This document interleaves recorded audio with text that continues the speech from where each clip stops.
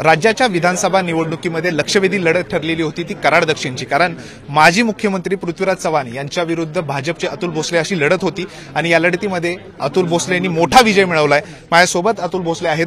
बाबा, मोठा विजय, कशी रणनीती या गोष्टीची आखली होती? कारण माजी मुख्यमंत्री गेली 2 वेळा त्यांच्या विरोधात तुम्हाला निवडणूक लढावी लागली होती, काय सांगाल?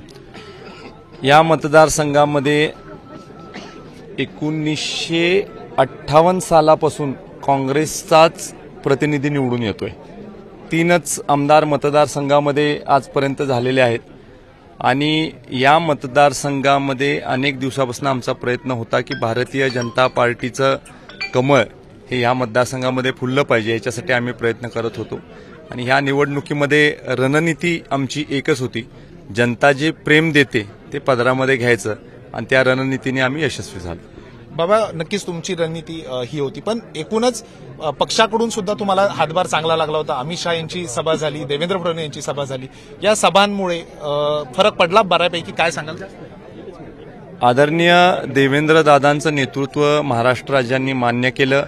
देवेंद्रदादांच्या नेतृत्वाखाली आम्ही सगळे कार्यकर्ते जोमानं आम्ही काम केलं आणि देवेंद्रजींच्या सभेचा खूप मोठा इम्पॅक्ट मतदारसंघामध्ये झाला।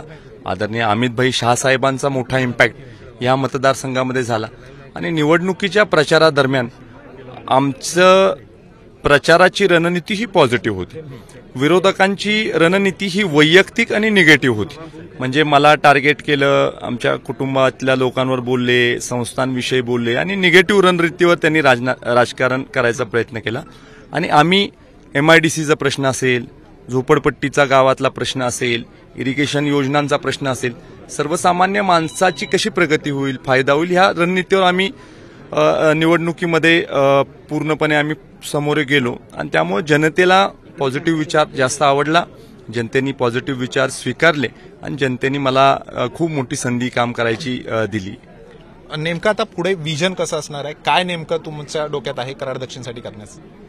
आज कराड दक्षिण विधानसभा मतदारसंघाच्या प्रत्येक गावातल्या प्रश्नाविषयीचा आराखडा हा आम्ही तयार करणार आहे की नेमकं प्रत्येक गावागावात जाऊन नेमक्या तिथल्या अडचणी काय आहेत, प्रश्न काय आहेत, कराड शहराच्या अडचणी काय आहेत, मलकापूरच्या अडचणी काय आहेत, उपनगर जी आहेत, सैदापूर असेल, वारुंजी असेल, गोळेश्वर असेल, ह्या उपनगरामधल्या अडचणी काय आहेत आणि ह्या अडचणी सोडवण्यासाठी आम्ही एक कॉन्क्रीट 5 वर्षाचा प्लॅन करणार आहे। आम्ही काम करत असताना लॉंग टर्म गोल आपला काय, शॉर्ट टर्म आपला गोल काय, लवकर होणारी कामं कुठली आहेत, थोडासा प्रयत्न करून होणारी कामं कुठली आहेत आणि त्याबरोबर लोकांच्या वैयक्तिक स्वरूपाच्या सुद्धा ज्या अडीअडचणी आहेत त्या देखील सोडवण्याच्या बाबतीमध्ये प्रामाणिकपणे आमचा प्रयत्न असणार।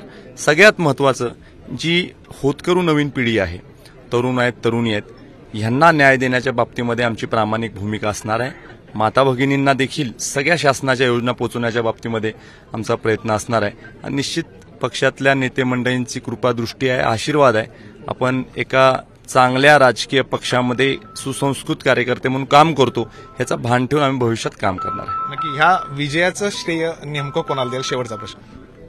विजयाचं संपूर्ण श्रेय हे कराडकरांना जातं आणि हा विजय हा कराड दक्षिण विधानसभा मतदारसंघामधल्या सामान्य माणसाचा विजय। हे होते अतुल भोसले, ज्यांनी सांगितलंय की या निकालाचं जे श्रेय आहे हे मी कराडकरांना देतोय। व्हिडिओ जर्नलिस्ट मिथुनसह तुषार तपासे, झी मीडिया, कराड।